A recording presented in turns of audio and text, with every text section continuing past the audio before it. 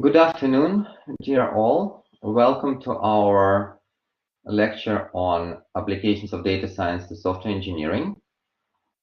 Today we are going to talk about surveys, which are, of course, yet another form of talking to people, similar to the way to interviews which we have discussed last week on Thursday. So, just to remind you where we are in terms of the course, we are still in the data collection phase. So we are going to talk about collecting the data today on Thursday and next week Tuesday. And after that, we are going to move to the data analysis part. And specifically today, we are going to talk about surveys. So if you look at our schema, you will see surveys are typically associated with research, with sample studies. You probably recall that those links are merely indicating typical methods. So one can combine different techniques. One can combine surveys, for instance, with other research strategies.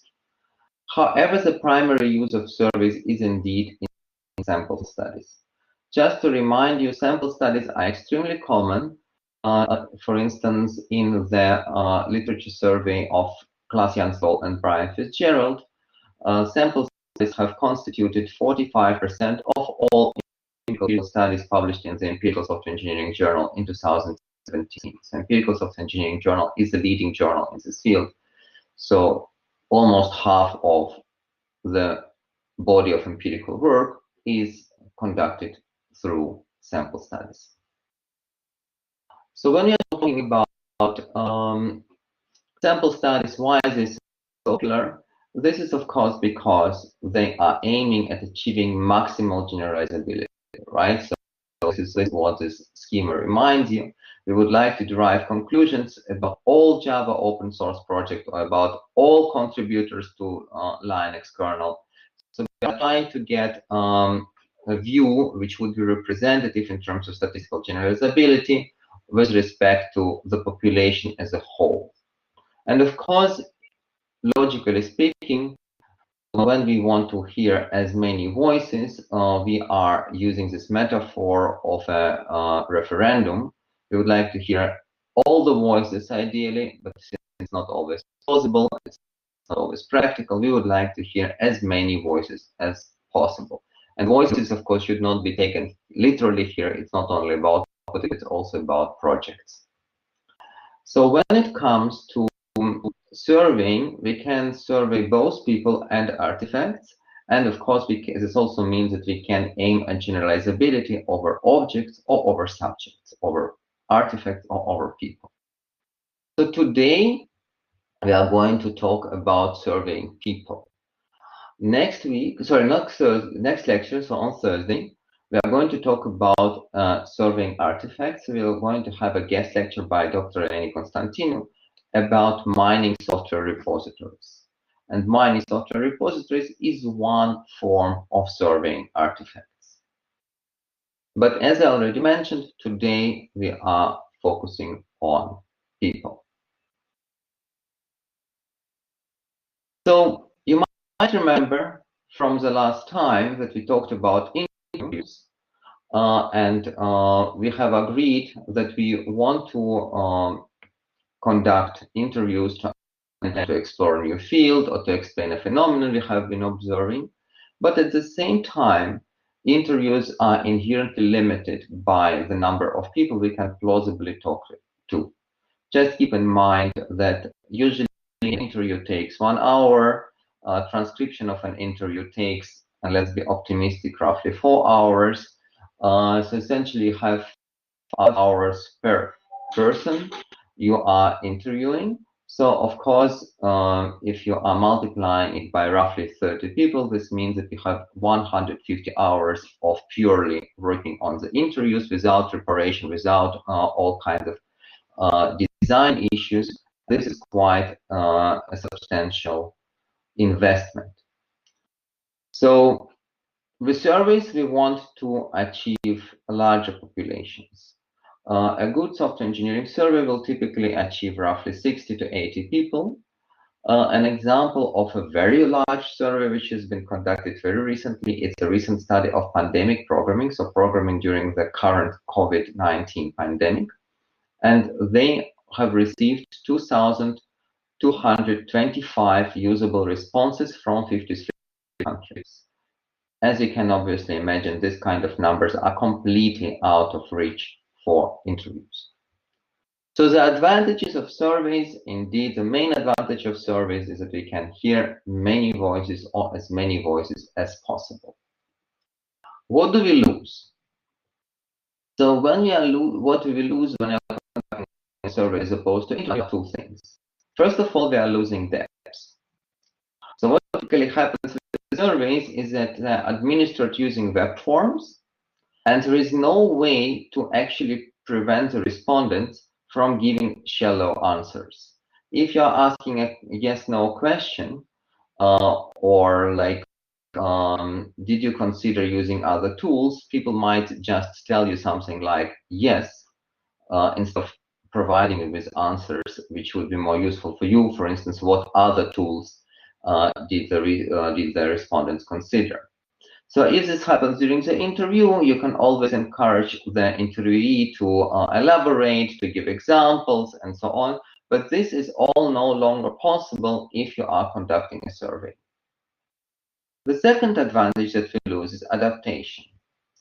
So the questions are predefined, implying that we cannot really adapt them to a specific person who is answering the questions, because we often do not even know who this person is, in what kind of context, like project organization this person works, and so on and so forth. So we cannot be inspired by the answers that the person has given us previously in order to refine those questions or rephrase those questions. So for instance, if you figure out after question 2 that your questions are not relevant for the person, then either this person will complete your survey providing 50 completely irrelevant answers, or this person will be disappointed and might actually decide not to participate in specific surveys in the future. So there is a big risk here. Similarly to interviews, we can use surveys for exploratory purposes, and in this case, not really explanatory purposes, but mostly confirmatory. As an example of a study that has used both exploratory and confirmatory surveys, I would like to refer to this work by Andrew Bagel and Thomas Zimmerman from Microsoft Research. So what Bagel and Zimmerman wanted to understand is what kind of questions can data scientists answer to support software engineering teams. So this was their fundamental research question. Based on this fundamental research questions, they have derived an exploratory survey. And this exploratory survey had only one question. And this question is on the upper part of the slide. Suppose you could work with a team of data scientists and data analysts who are specialized in studying how software is developed. So essentially, people like you who are applying data science techniques to solve software engineering problems. Please list up to 5 questions you would like them to answer. Why do you want to know? What would you do with those answers? So this survey has been broadly distributed to software developers at Microsoft. And based on the answers their researchers have received, they have distilled, they have removed duplicates, they have grouped those questions they received, and then they have distilled descriptive questions that combined elements from multiple questions from the same group. Because of course you can imagine that questions are sometimes related. People do not really know what their colleagues are asking, but they might be sharing some understanding of what is important, and so on and so forth. So there was quite some manual post-processing involved in when analyzing those up to 5 questions software developers would have liked to see getting answered. And then those descriptive questions, those derived questions, have been evaluated by means of a confirmatory survey. So what do you see in the lower part of the slide is one of those descriptive questions. For instance, how important is it to have the software data analytics team? And for each one of those descriptive questions, the respondents were prompted to answer how important is it to have a software data analytics team to answer this particular question. And the answers were indeed essential, worthwhile, unimportant, unwise, and I don't understand. So based on this work, Bagel and Zimmerman have identified questions which are the most important for software engineers. And so those questions should essentially be providing a guidance both for researchers who are looking into this space and, of course, to data science or data analytics practitioners who are working together with software engineering teams. So what do we see here, in addition to the fact that the first question is exploratory and the second one is confirmatory? We see that the first question is a combination of a specific task, please list out 5 questions, and very open questions. Why do you want to know? What would you do with those answers? As opposed to those very open questions, confirmatory surveys typically use multiple choice questions. In this case, it's a 5-unit scale. It can be a yes-no question, it can be a Likert scale, but usually it is a multiple choice question. So let us look at the following example, and the question is to you. So there's again a text of a scientific paper. The authors have conducted a survey, and the question to you whether it is an exploratory survey or a confirmatory survey. A, exploratory, B, confirmatory.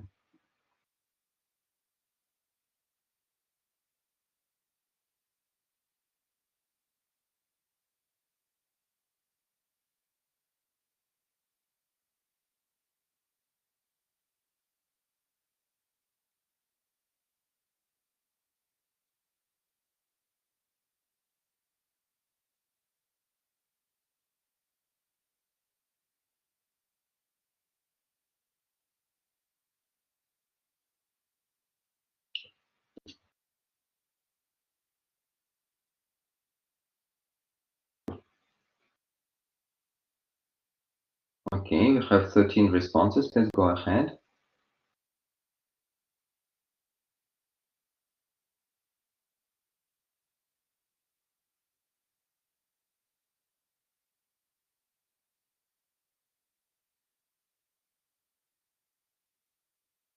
Okay, so we have 4 people who think that it's an exploratory study and 12 people who think that it is a confirmatory study.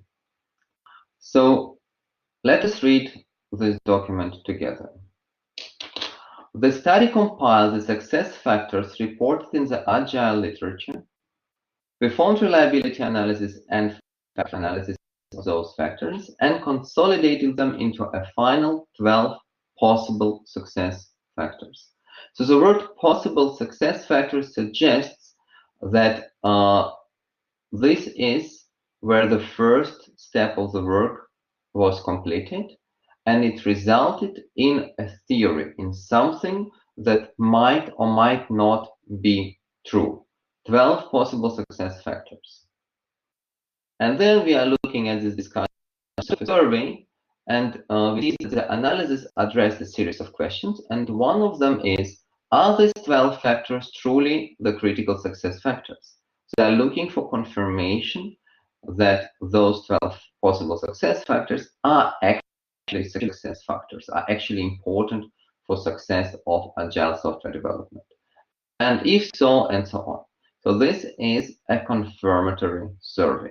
The authors were seeking confirmation of earlier results. But of course, given that interviews are essentially about questions and people, and surveys are also about questions and people, there is a similarity between the two. For instance, you might recognize the following picture.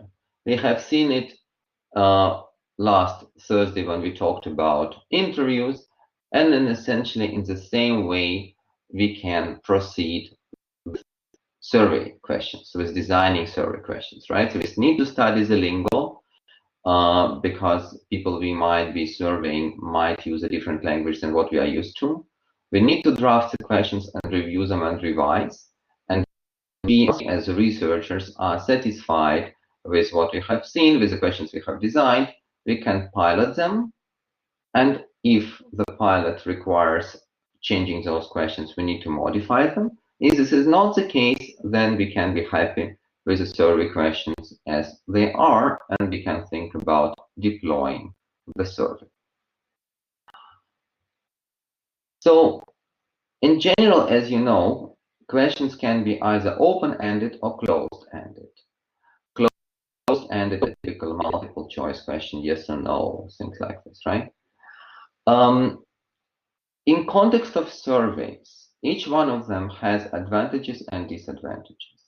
As I already mentioned, one of the advantages of open questions would be making this ability to elicit more valuable information can be seen as an attempt to compensate lack of adaptability which is inherent to surveys.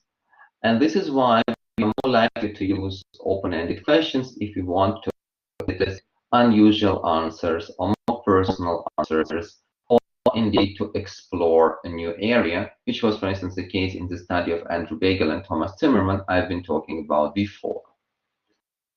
At the same time, closed-ended answers are much more time effective. We need to remember that answering surveys takes time, and we cannot use the time of our respondents in an unlimited way. The answers are very easy to process. The answers are usually quite compatible between people, so there is some care which we need to pay in. We need to be a bit careful when phrasing the questions in order to ensure that those answers are actually compatible. But it is easier to achieve comparable answers and compatible answers from different people by asking closed-ended questions.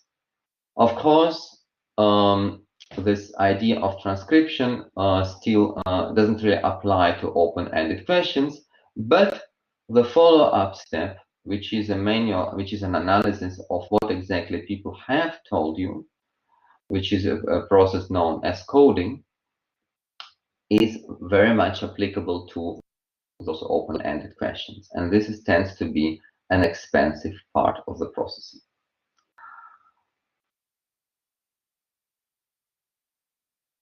So what can we ask about? We can ask about many different things, such as demographics, facts, experiences, attitudes, beliefs, and norms.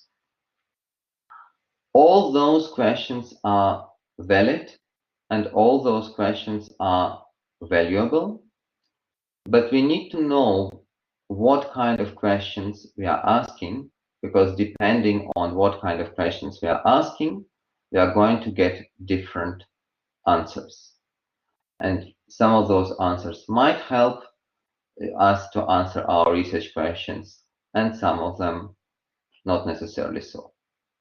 So we are going to talk about demographics in a moment, but let us start with a general overview of the remaining categories. So facts, right? This is a typical question we would like to know. For instance, what is your role in an organization? And typically, when we are talking about facts, we can expect multiple choice answers. For many of those questions, both questions and for many of those fact-driven questions, many of those questions, as well as the corresponding answers, can be reused from existing surveys, such as Stack Overflow surveys or GitHub surveys. different types of programming activities, different sizes of companies, different kinds of roles developers might play in an organization, and so on and so forth. The next step from facts are experiences. Experiences are more tricky because experiences are by definition individual and by definition varied. This also means that questions which are referring to experiences tend to be open, because we are usually not merely interested in how often did you experience something, but what did you experience. If this is the case, then we need to analyze the answers, usually manually, and this is a so-called coding procedure I have already referred to, and this is also what guest lectures in the second half of the course will be about.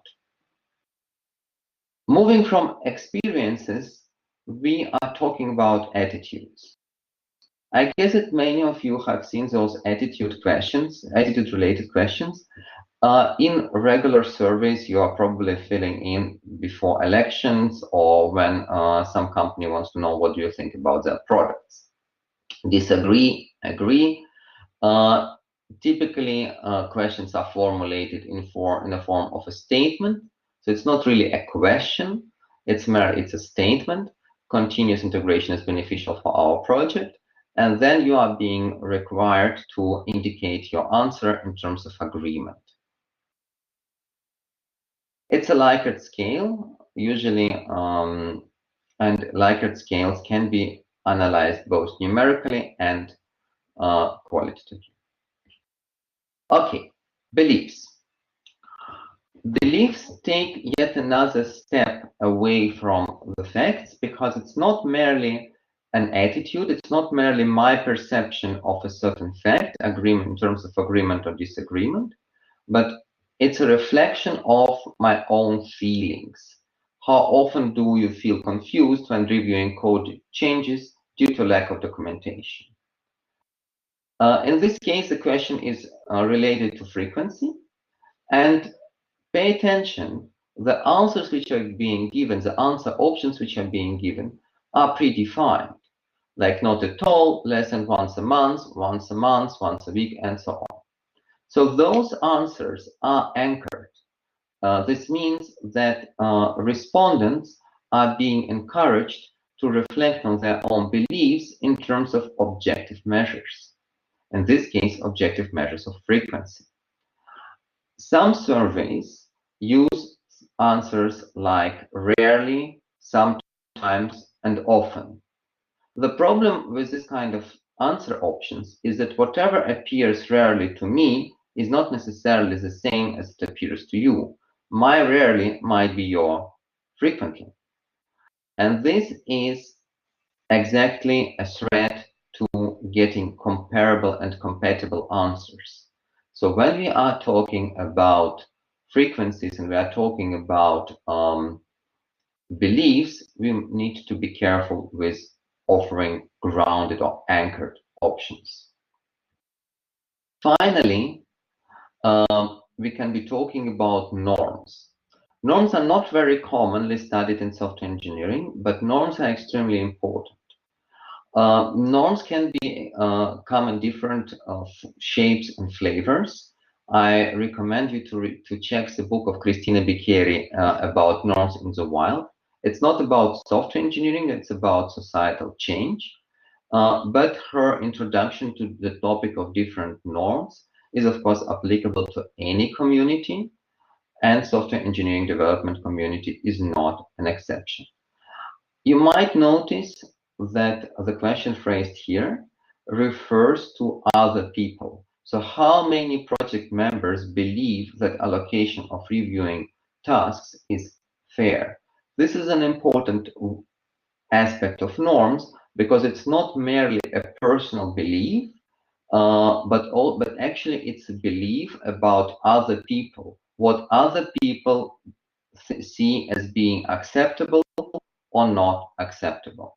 And there are of course different ways of answering this question, using some kind of Likert scale, using a percentage, and so on and so forth. A typical software engineering survey will combine questions of different categories. This is an example of a survey conducted by Susan Elliott's team and her co-authors in '98, and it is about source code searches. So you see here 4 different types of questions. What tools do you use to search source code? Check all that apply. This is a classical factual question. It is clear that we are not asking about any kind of personal attitude or experience. It is essentially a multiple choice question. And you see here that indeed the authors also include this other option to capture answers that they might not have thought about in advance. Experiences are more complicated. You see here typical user situation, and essentially participants are being encouraged to reflect on their own experience and to describe when they needed to search source code. In this case, you see a typical pattern of experience-driven questions. Questions are open. Many of those things are why related, like why did you need to find this information? Or why do you need to answer those questions from the study of Andrew Bagel and Tom Zimmerman? So those are typically experience-related questions. Attitudes, in this case, instead of agreement and disagreement, the question is more about perception of usefulness. And we have a Likert scale from not at all useful to very useful for different scenarios that the authors consider. And finally, the authors are talking about beliefs, or actually the respondents will be talking about beliefs, right? Of their total time spent working with the source code, what percentage of the time is spent working on source code written by other people? So we need to be careful here. This is not a factual question because software developers rarely time their activities to the extent that they can answer this question purely based on facts. It's not an attitude because there is no statement that you are being encouraged to reflect upon and say agree, disagree. And it's not really an experience because we are not looking for specific stories that developers might share with us. It's more a question of belief. How much time do you believe you are actually working on source code written by somebody else? So now it is up to you. Again, we have a survey example, much more recent this time, by Afzal from Carnegie Mellon and her co-authors. And one of the questions Afsun has asked was, how did you use software-based simulation as part of test automation?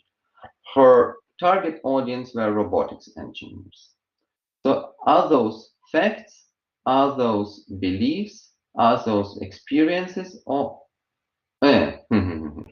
interesting. So I put beliefs twice.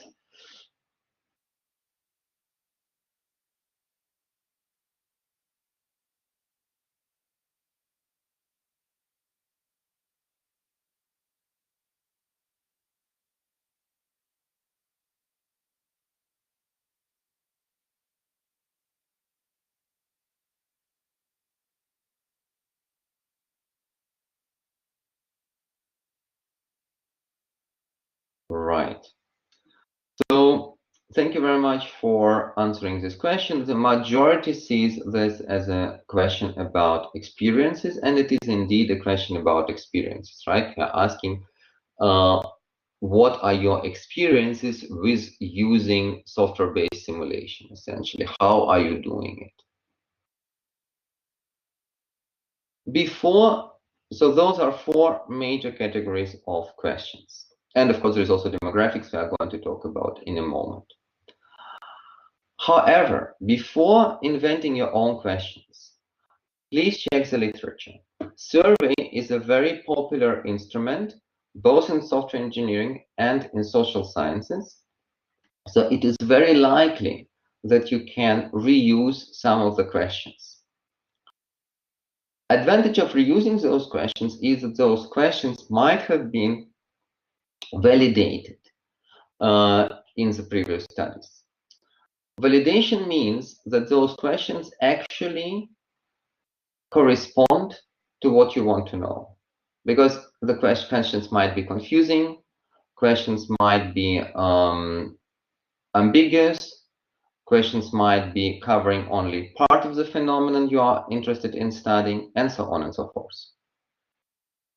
Just to give you a couple of examples, if you are interested in studying what kind of development activities make developers happy, you might consider a generic questionnaire from psychology, which is measuring satisfaction with life. Because maybe our respondents are in general happy, and it's not that they're happy because of a specific activity. So we need to be able to separate generic satisfaction with life from the impact of an individual coding activity. Another example, for instance, you want to look at so-called programming comprehension. So you want to understand how developers understand the source code they are reading. This is, again, related to psychology, but then not to psychology as in terms of satisfaction of life, but in terms of cognition. It's a very different branch of psychology. And they have a whole bunch of cognitive tests. For instance, those tests can be measuring working memory or spatial ability and so on and so forth. Previous research has shown that those measures are related to programming comprehension. So individuals with better spatial ability or with better working memory tend to read code differently than other individuals. This means that before running your survey, you need to reflect on what kind of questions do I want to ask, and can I reuse some of those questions from the previous literature on software engineering or outside of the realm of software engineering. So assume for the moment that there are no questions in the literature we could reuse, and we do want to ask our own questions. Some questions are just bad. We have seen a couple of examples when we talked about interviews, but in case of an interview, if you stumble upon a bad question, you can always rephrase it and ask your interviewee to reflect on the new version of the question. This is not the case for surveys. Survey is just there. You cannot modify it. It is whatever it is. So, for instance, double negation, always to be avoided. Do you consider it not being appropriate to avoid testing? So what does it even mean? Do you consider it being appropriate to test? Or do you consider it, or is it stronger? It is confusing. It is confusing in particular given the fact that English is usually not the first language, neither for the researchers nor for the survey participants. Some of those questions are just too long, like which types of defects are typically encountered by developers whose relevance is normally difficult to communicate to managers, right? It's an entire theme which is essentially referring to typical behavior, to typically encountered defects, but at the same time, to difficulty of communication. So what do you really want to know? Are you interested in types of defects, or are you interested only in those which are difficult to communicate? Another example is, for instance, this hidden assumption. What environment do you use? And this kind of questions tend to look pretty innocent, but there is a hidden assumption that the test environment is actually used. There is no guarantee that every single of our respondents would be able to answer this question. Because if you are not using any testing environment, how are you supposed to answer it? And then another one of my favorites is a too generic one. So what is the general physical, intellectual, and moral condition of women and men in the team? So this is so broad that it's not even clear what does this question want to know. For instance, by saying conditions of women and men, does this mean that their survey respondent is expected to somehow compare women and men to each other in terms of those general physical, intellectual, and moral conditions? Or are we looking for, or is it an attempt to say that we are interested in those general physical, intellectual, and moral conditions of people of any gender in the team, and the person who was formulating this question missed the fact that there are non-binary people, right? So if the survey question is not clear, we are going to confuse our respondents and we are going to get unreliable results. Let us move to demographics.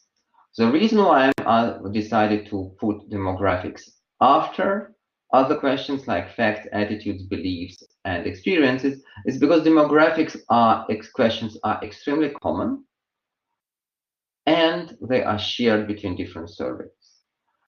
You are not going to invent a question about company size. You are not going to invent a question about roles of developers.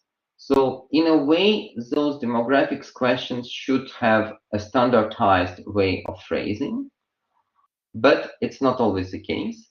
And even if it is the case, asking an appropriate question is not always easy.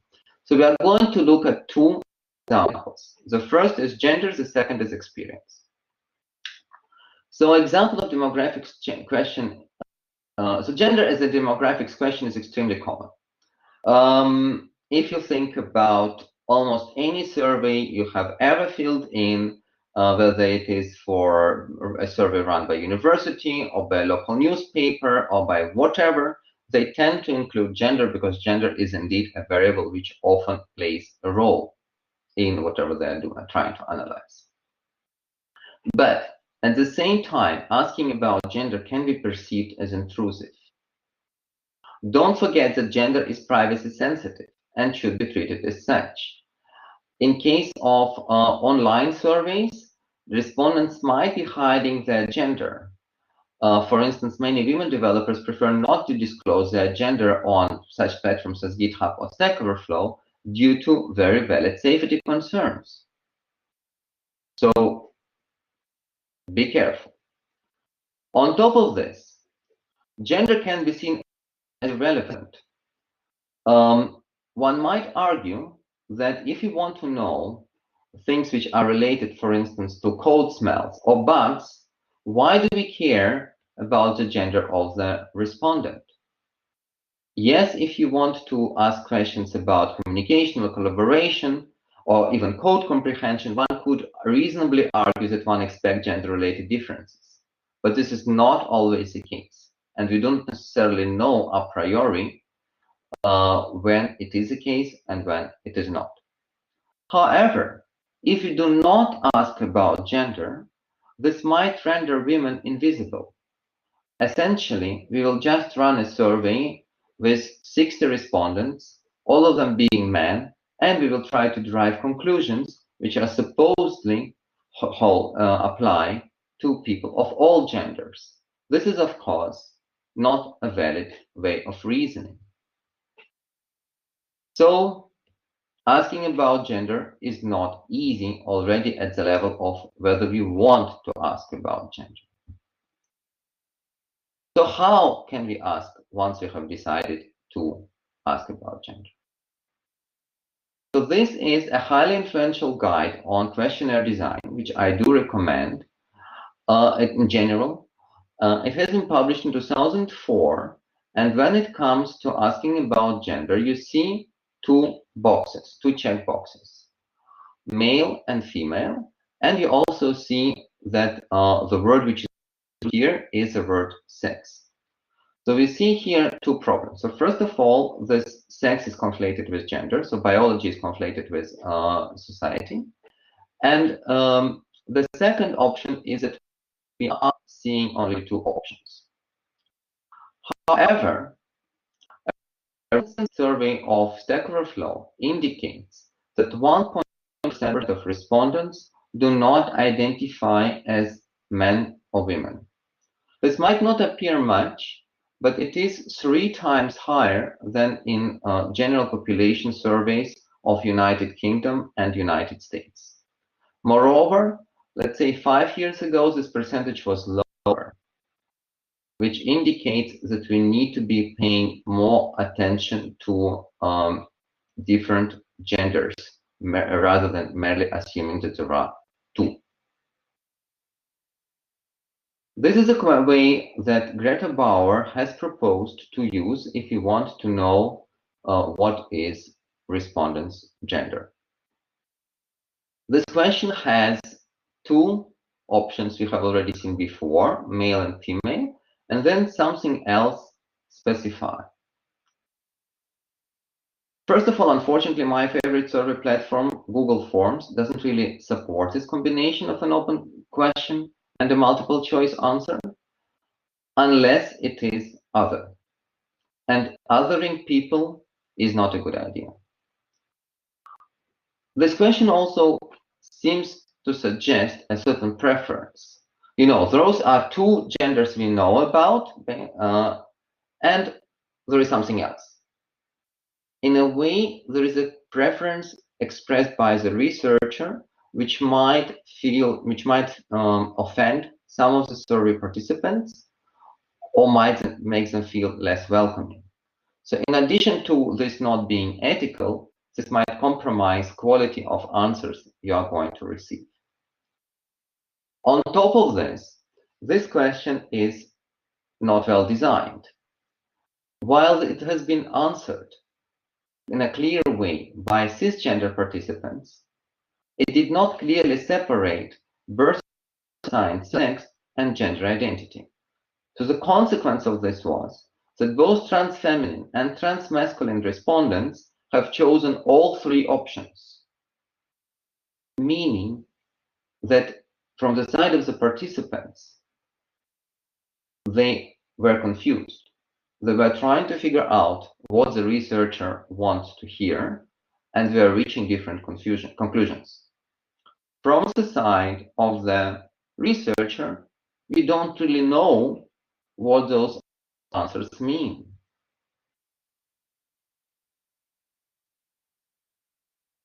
An alternative approach has been proposed by a project which is known as Open Demographics. So Open Demographics has a very long list of options. So it separates the question about being trans and about being gender non-conforming.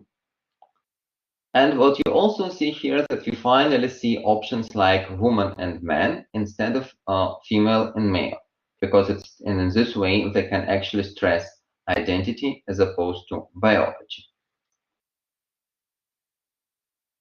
Another thing which is nice here is that you can select multiple options.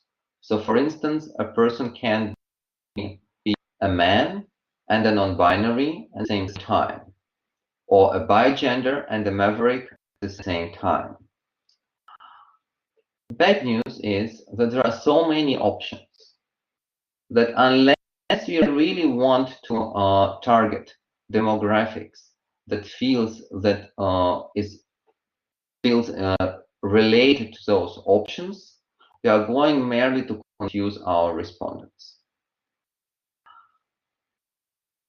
This can also be experienced as taxing, because essentially this would mean that people need to figure out where they fit with respect to each one of those options provided.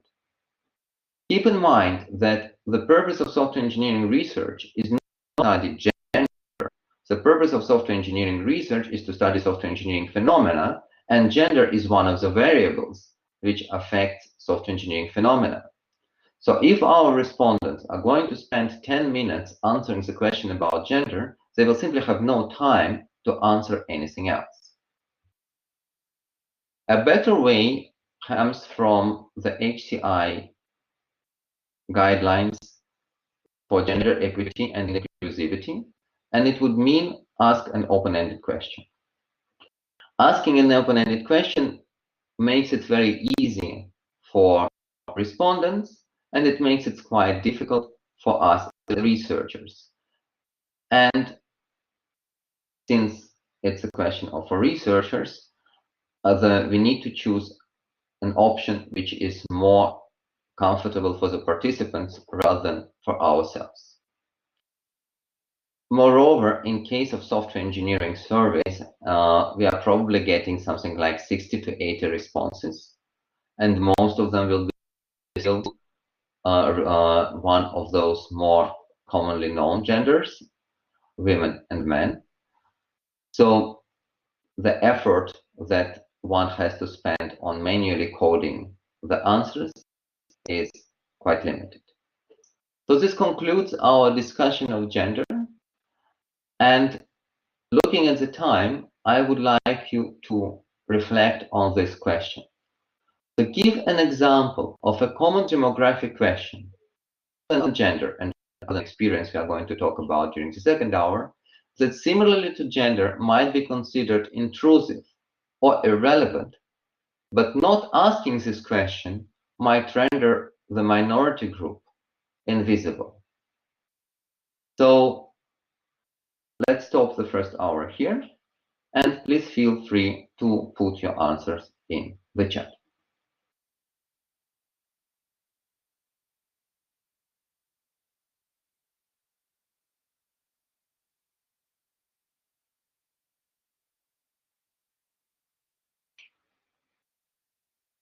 So let us continue.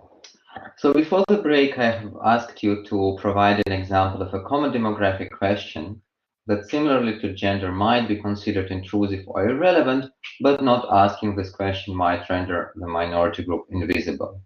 So indeed, I see things like age, ethnicity or nationality, and geographic area where somebody lives. This is also indeed mostly good examples. For example, with respect to age, the minority group would be either very young developers who are, for instance, younger than 18. Those people are rarely being surveyed, but usually because surveying children is requiring an extra care and extra attention, and most of the researchers don't want to go there. And another group which will be underrepresented are, of course, people of a certain age, simply because classical surveys will be targeting open source developers or people who are active on platforms such as Stack Overflow. And for those platforms, the age is, of course, even more skewed than in software engineering in general. So let us move to the following question, namely, how do we talk about experience? So here's a couple of examples of questions about experience that have been proposed by research in the literature, right? So we have a specific question about yes, no, essentially, do you have experience or no? We have a very, very common way of asking about experience in terms of the number of years of programming experience. This is also a way job advertisement is sometimes being phrased. And finally, we have a classical experience-driven question when indeed we have requested the respondent to tell their story, how long they have been working with this framework, with that framework, with this certification, with that certification, and so on and so forth. So what is peculiar is that in the study of Janet Sigmund and her authors, it turned out to be that years, so the number of years of experience, is used as the most popular proxy for programming experience. And this is, of course, problematic simply because the number of years of experience doesn't really say much about the actual experience, right? Different context and so on. Second most popular way is essentially asking about education. For instance, do you have an undergraduate degree? Do you have a graduate degree? Or asking for grades of courses and so on. Oh yes, I've forgotten to mention that different shadings on this schema correspond to different journals and conference venues. So essentially, you can pretty safely ignore them. We are only going to look at the general shape of this plot. So beyond number of years in education, in 12 papers that the authors have surveyed, participants were asked to estimate their experience themselves, for example, using a 5-point scale. Problem with the self-estimation is, of course, that it's not only a reflection of an experience, but also a reflection of confidence. People who are more confident tend to score their experience higher in this case. Some authors applied a questionnaire. A questionnaire would be some kind of series of questions about what kind of knowledge you have about a specific programming language. But again, it's not always very clear what those questions are.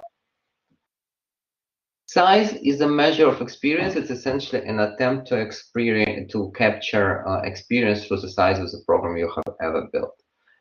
If you have ever applied for a job as a software developer, one of the typical questions you might get during the job interview is, what is the largest project you've been working on, and what can you tell about this project? So this is exactly the same kind of attempt.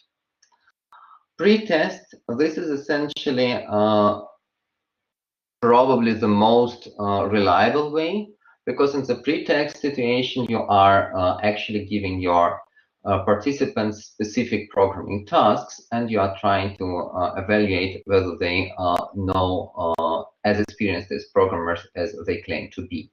This is, of course, this can become problematic if those tasks become difficult, because again, experience is only one question of so many, and you don't want to spend all your time on discussing experience.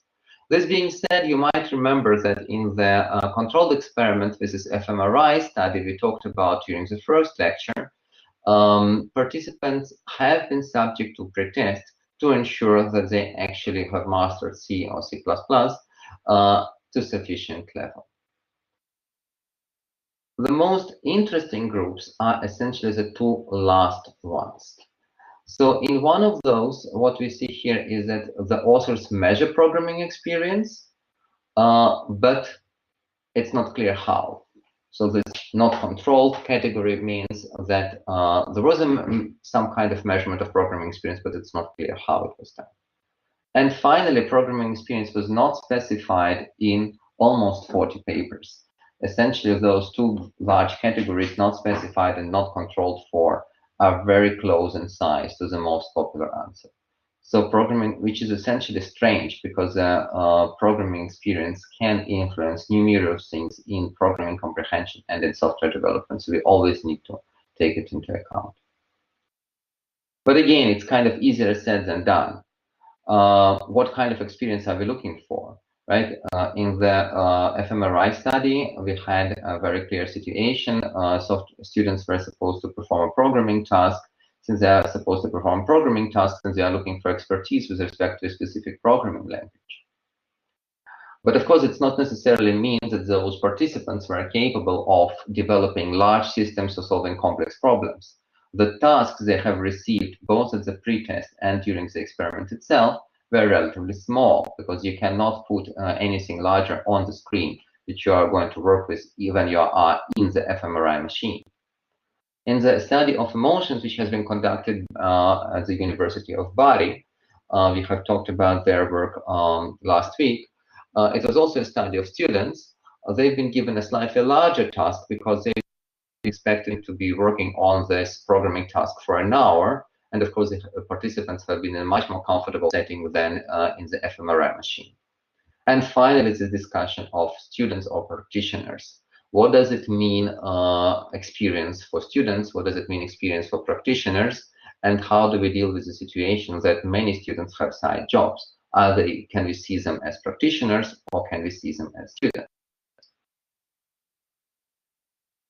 So moving from the question of experience to a general question about demographics,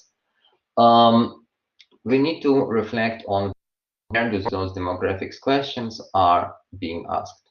So typical survey starts with a welcome and ends with a closure. Which I would like you to reflect on is where would we, like, what would be advantages of asking demographic questions before the core questions and asking demographic questions after the core questions. So please type your suggestions in the chat.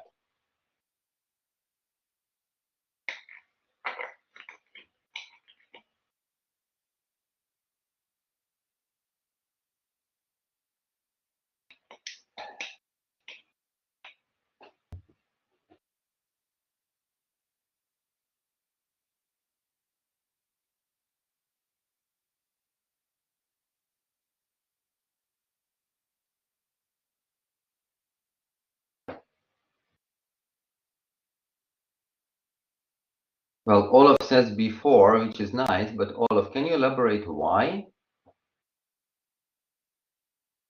Okay, Yason says after, so the participants remain unbiased. Okay.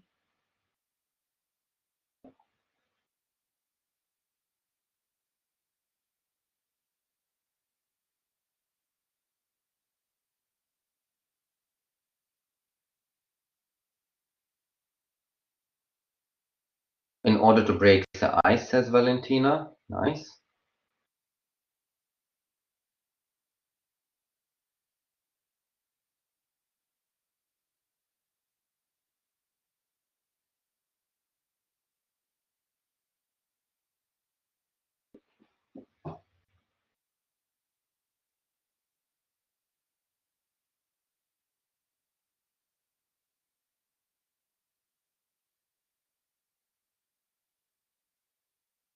Okay. So it seems, oh, and Olaf says, I think those questions can be filled in directly without losing attention. After core questions, you may think you are done and take it seriously. Those are very good observations. So good news is that all your answers are right. Bad news is that it's still not clear what to do. So asking questions about demographics before the core questions has advantages of those questions being easy to answer, as Olaf said, and as Valentina said, it helps to establish trust. Asking questions after the questions, the core questions, is why do they ask this, right? I mean, in a way, I have already answered whatever you wanted me to tell. Why, on top of all this, you want to know what my gender is, my age is, my shoe size is, and so on, right?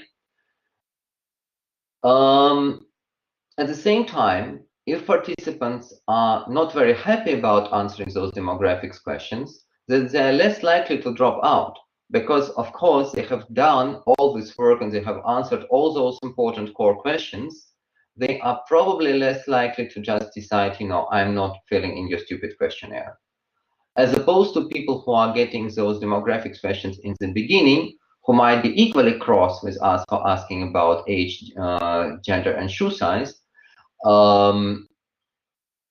but they are less inhibited in the sense that they can it is easier for them to drop out. Another issue here is a stereotype threat.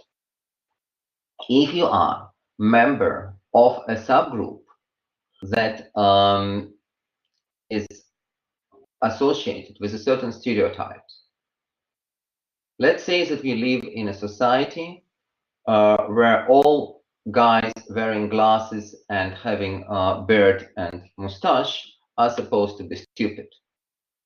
So when I'm filling in such a survey, if I'm answering the demographic questions and saying that I'm wearing glasses, I have a beard, and I have a mustache, this would essentially remind me that I am supposed to be stupid.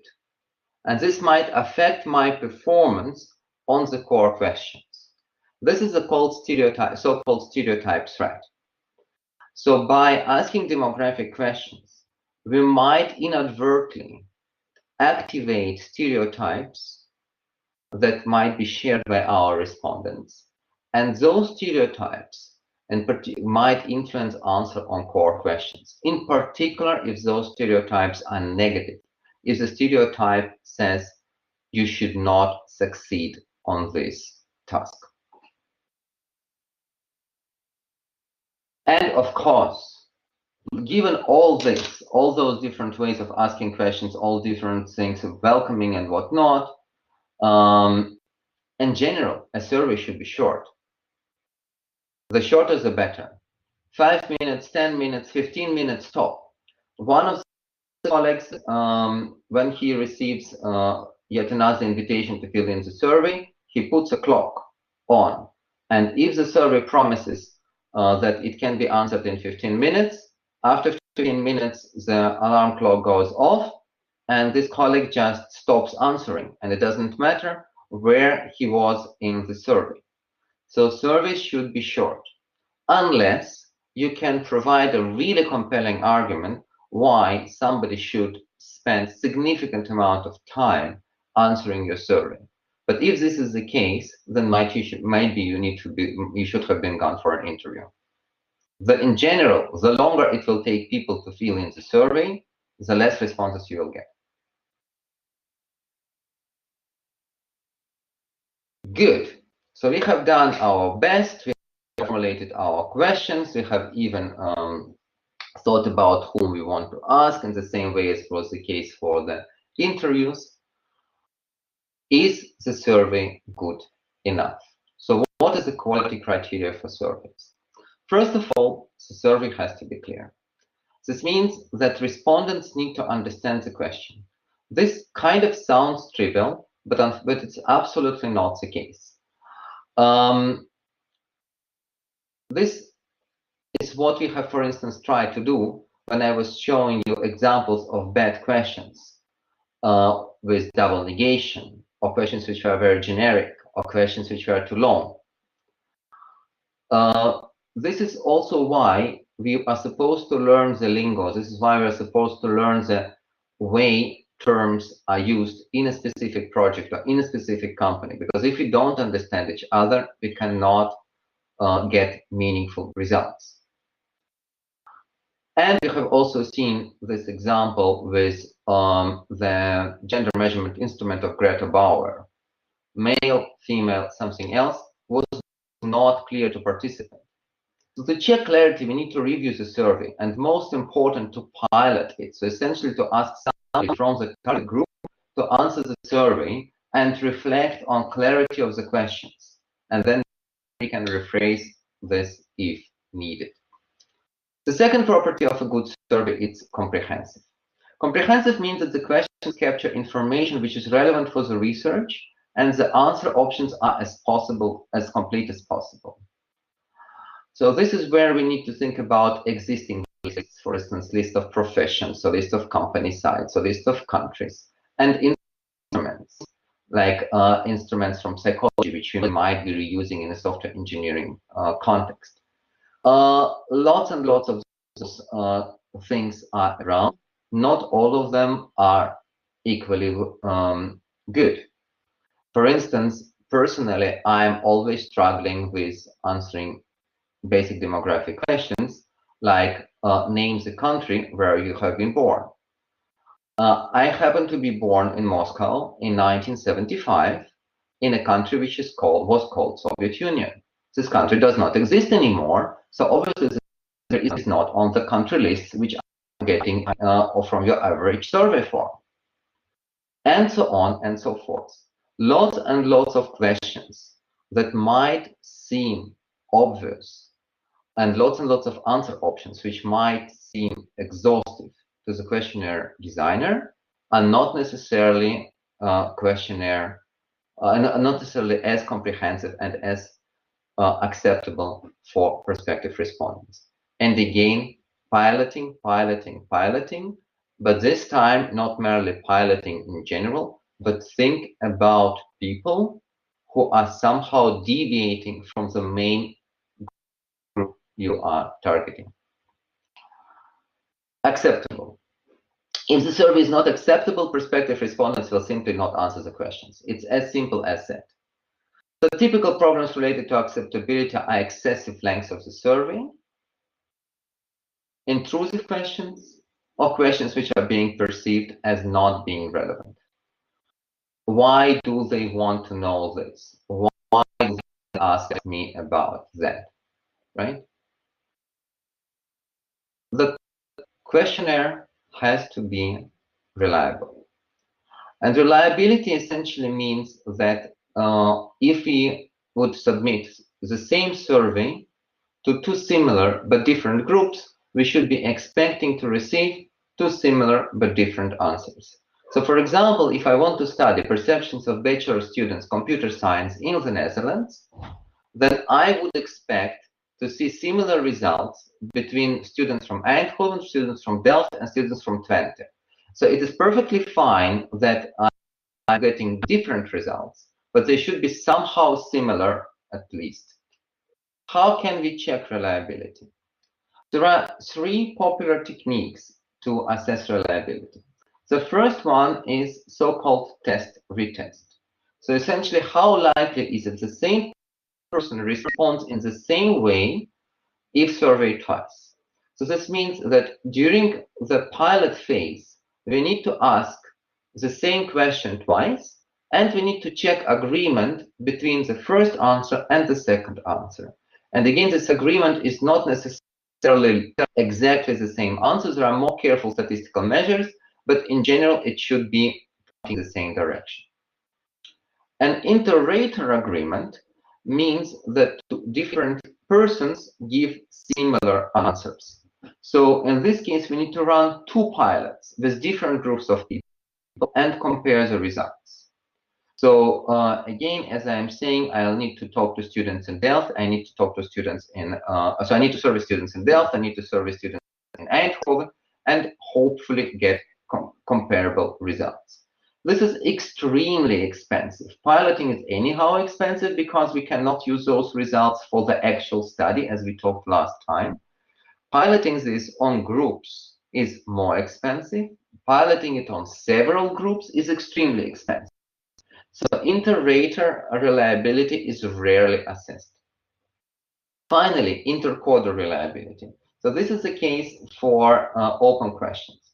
So open questions like what kind of benefits do you expect from introducing continuous integration are essentially free-form texts. Somebody has to interpret those answers in some way and try to identify groups of answers which are somehow similar. So I've been stressing those words like somebody, somehow, and so on to stress subjectivity of this process. So this process is inherently subjective because it's all about interpretations. It's all about interpreting what you read. And since it's a survey rather than an interview, you cannot really ask your participants to provide additional clarification. So to ensure that you are not introducing any kind of biases as a researcher, we need to perform coding. So we need to perform this interpretive step by multiple people, and we need to try to see to what extent those codes agree. And finally, the last attribute of survey quality is validity. Validity means that the survey instrument actually measures what it is supposed to measure. For example, asking you, are you a female or a male, is not a valid way to ask about gender. You need to provide a solid argument why what you measure agrees with what you want to measure.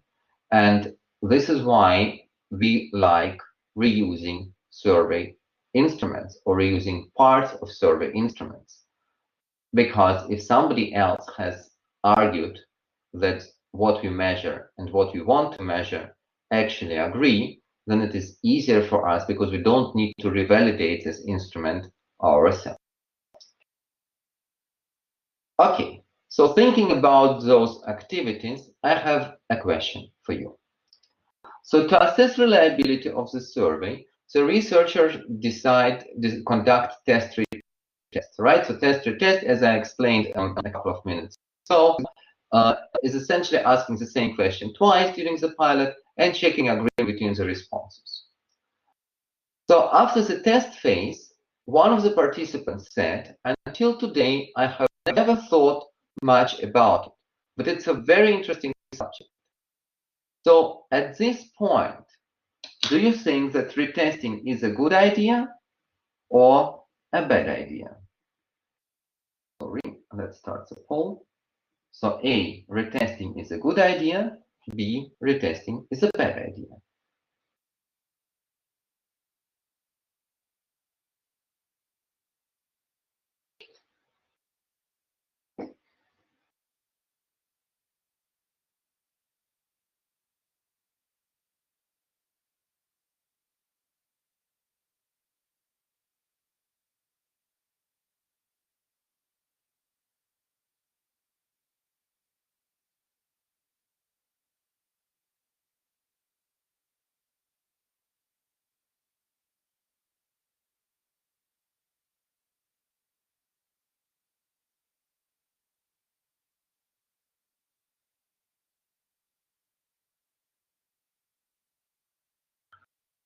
It is interesting to see that so far it seems that the opinions are pretty evenly split out. So far, 6 people think that it's a good idea. No, there is now a more balance to the bad idea.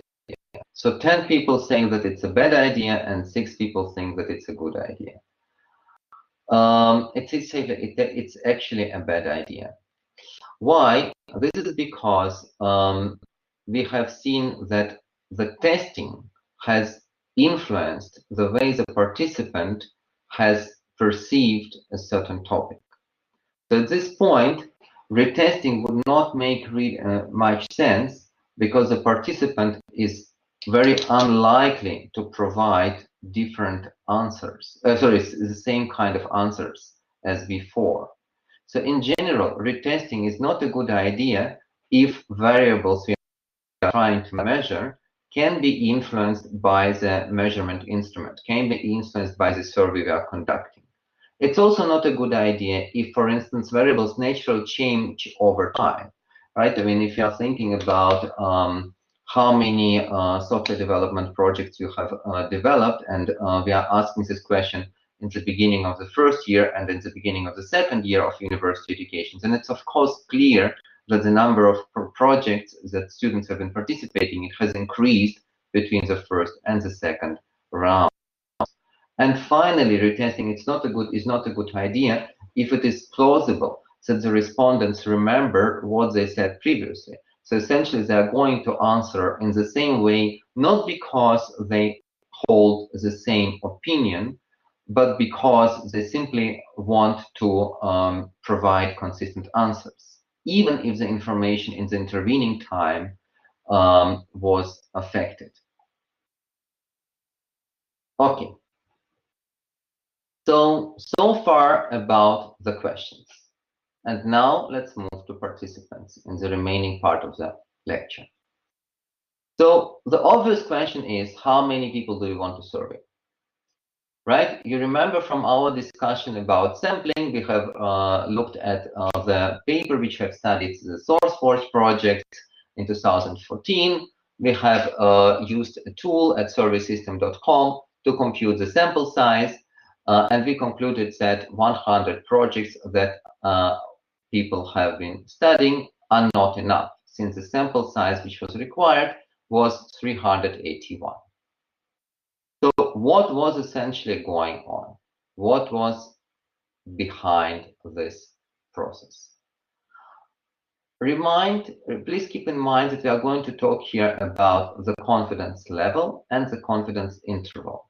I already introduced those notions. Very, very briefly, a recap. So confidence the confidence interval is a margin of error.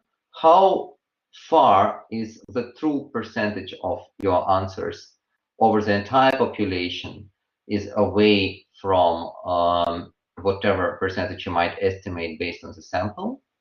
And confidence level is degree of confidence. So how confident can you be that the true percentage is indeed not more than confidence interval away from the real population value.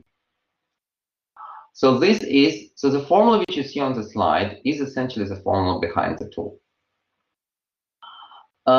Z is a function of the confidence level, C is a confidence interval, and P is a proportion being estimated.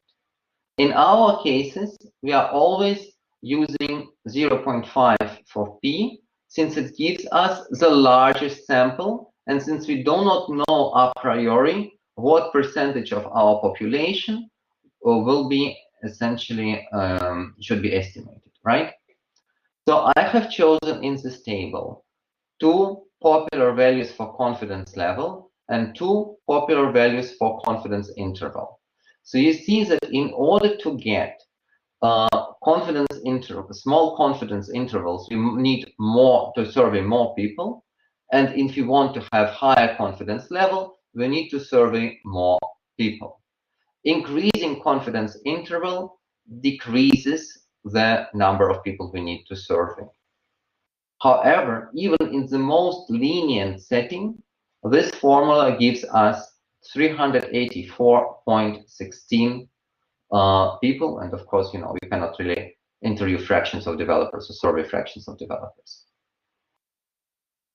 Luckily, the sample size can be slightly reduced if we know the size of the population.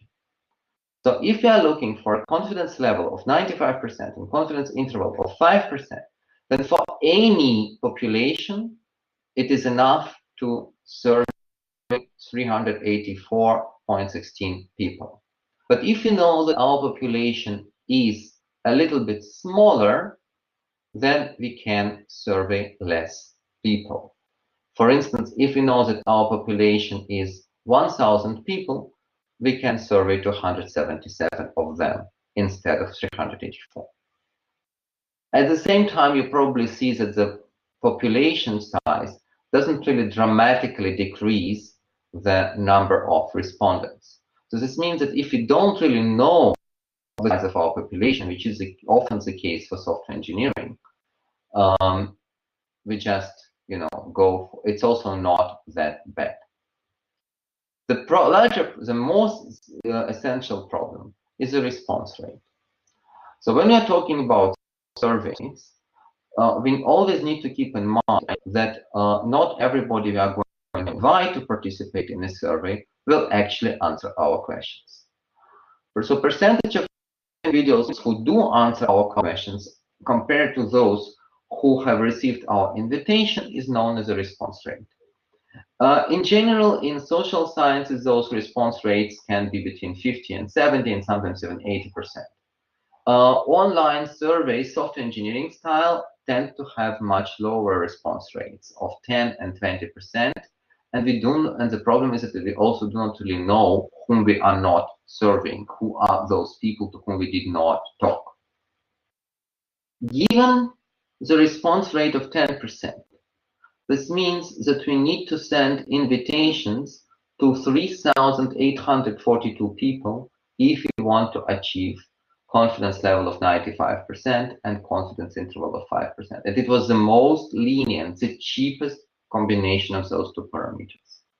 Of course, if our population is small, then given the response rate, it does not make sense to make any kind of sampling.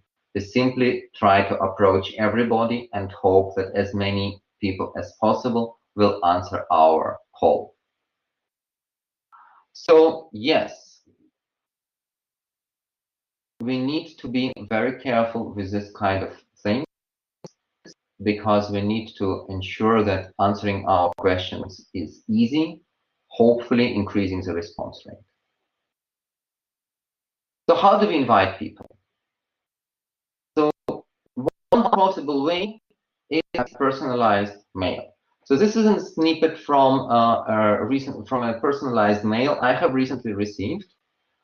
And on the right, you see my feeling about it. So in general, getting a personalized email might make you feel appreciated, at least if it is clear why did they invite me.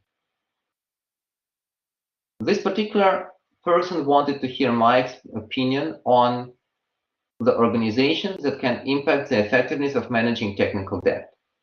Whatever this means, I am not really a software practitioner, so unfortunately, I don't feel like being the right person to answer this kind of questions.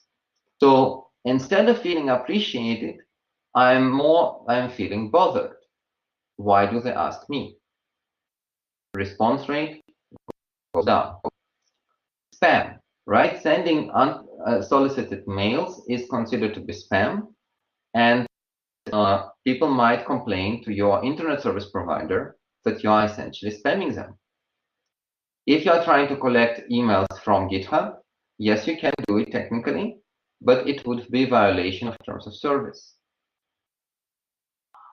And again, keeping in mind that we need to send thousands of emails, if this is what we want, we might require approval of an IT department, which is not always easy to get. A different way would be to use distribution, pre-existing distribution channels, such as mailing list. So you are not sending emails to specific people, but you are sending emails to specific projects. It is less personal. It is still kind of spam, but it's less clear-cut. You need to be respectful of the rules of those channels, because some of those channels explicitly prohibit this kind of messages, and some of those channels welcome this kind of messages. In any case, it's usually a good idea to ask the administrators first.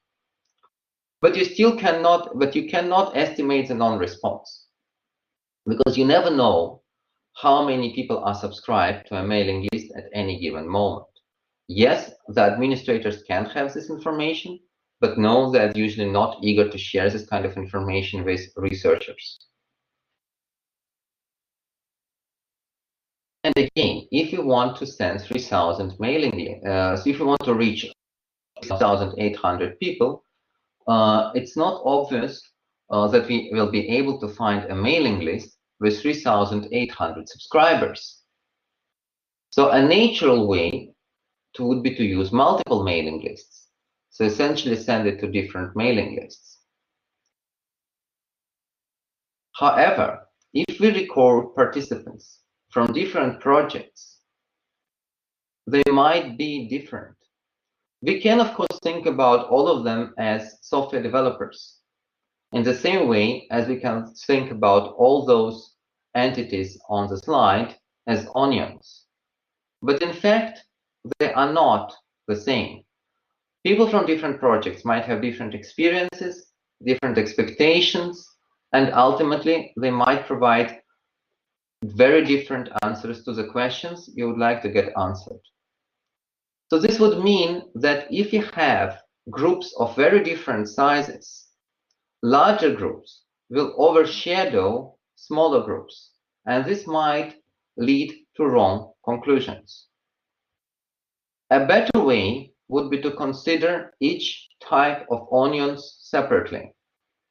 So if you want to recruit participants from different mailing lists or Facebook groups or any other channels you might have in mind, we need to keep them separately. We need to know who is coming from what channel, such that we can later on analyze and decide whether the groups of responses from different channels are actually different and should be reported separately, or whether they are the same. And this is how it looks, for instance. So this is an example of a survey we have been using in the past. And this is exactly the same survey which has been placed on 4 different times online on Google Forms. And we have been sending those invitations to fill in those for each one of those forms specifically. In this case, for instance, we've been looking for developers from different programming languages. So each one of those links corresponded to a different programming language. So again, the questions are the same. The answers hopefully will be comparable, but since we do not know it in advance, we create separate forms such that we can collect answers separately.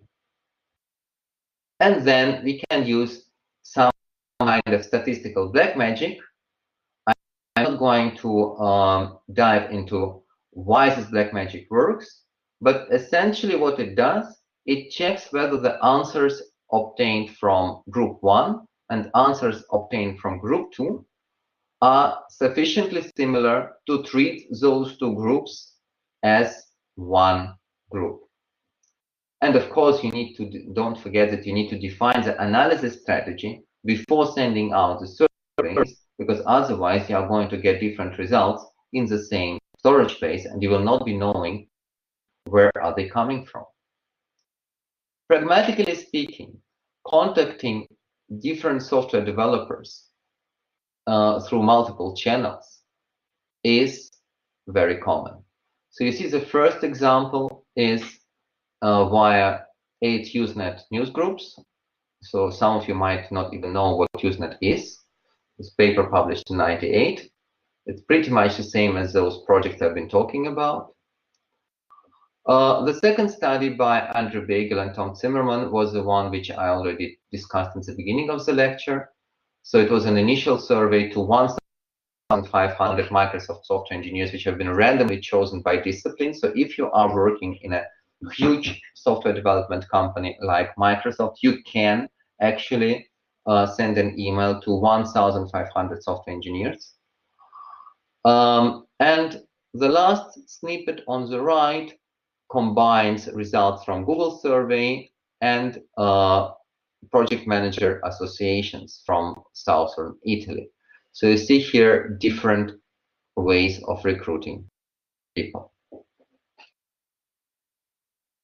As you probably have already expected, surveys are human-based studies.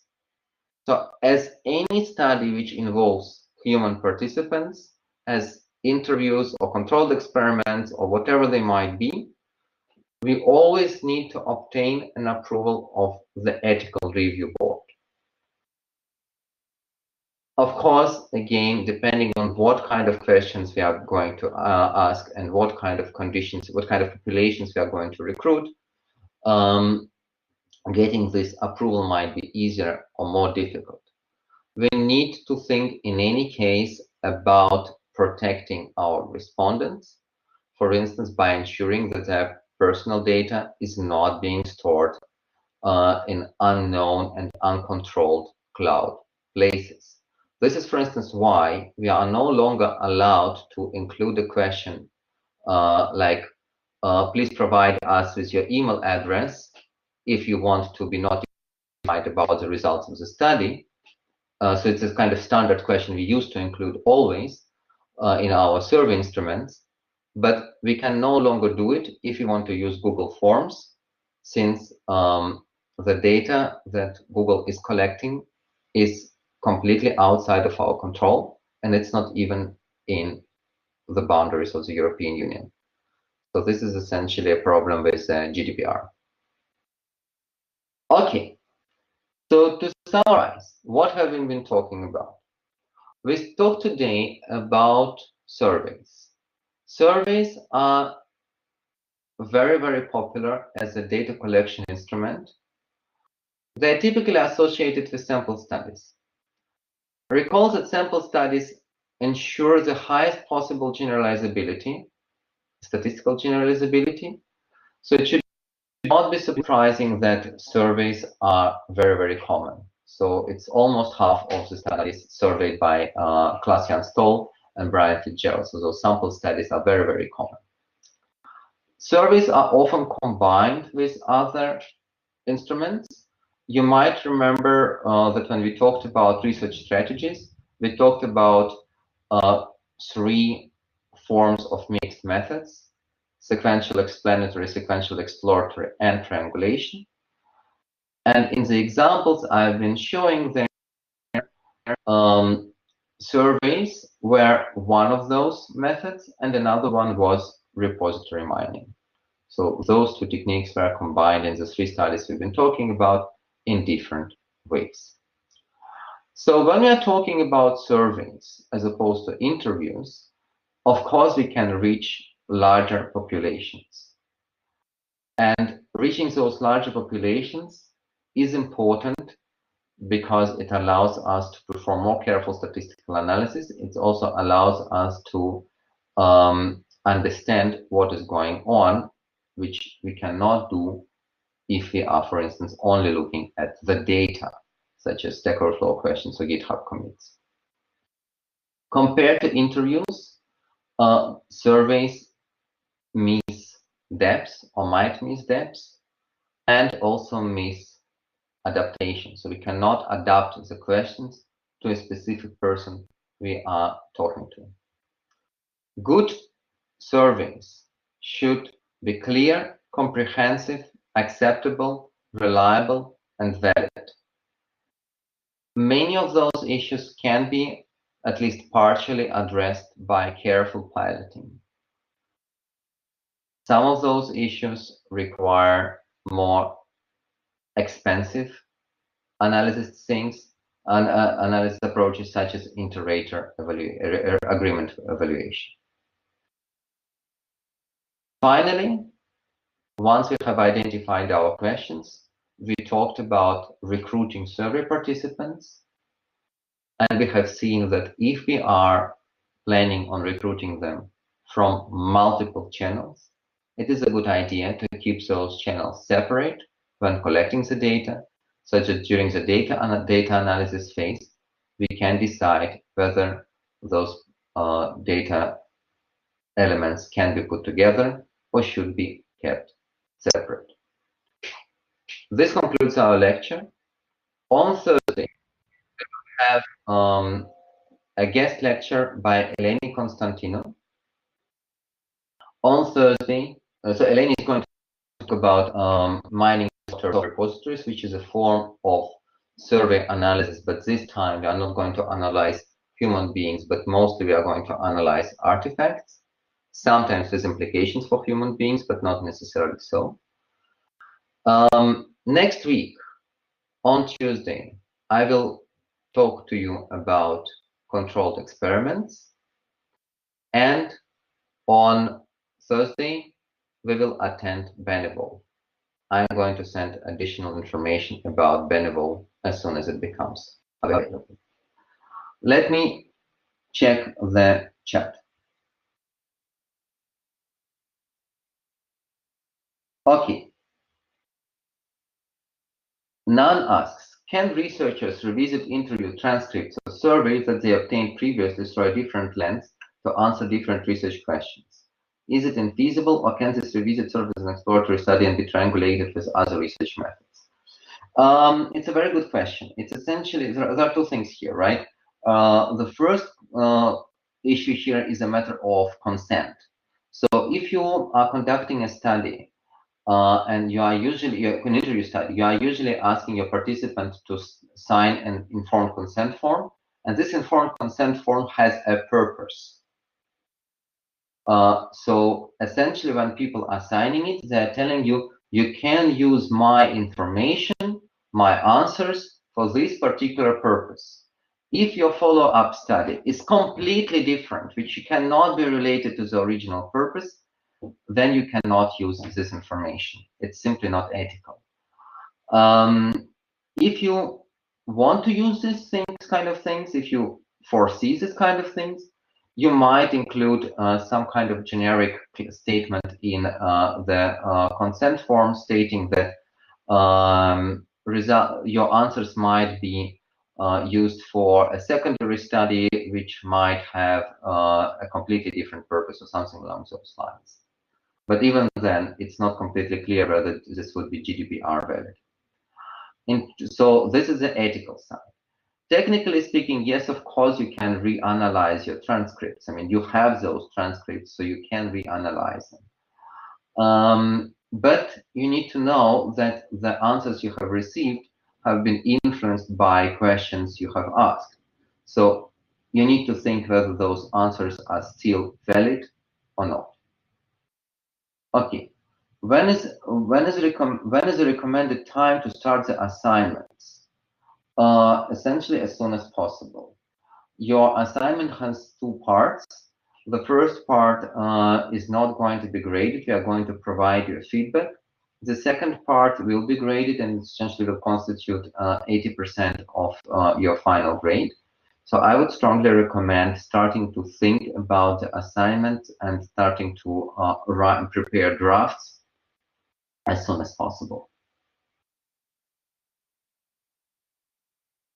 More questions?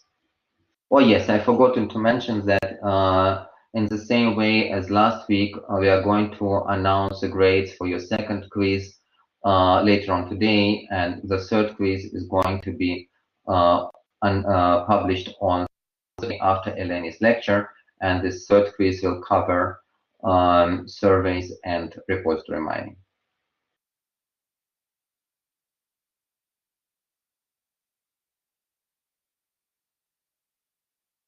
Okay, since there seem to be no further questions, I would like to thank you. I would like to stop the recording.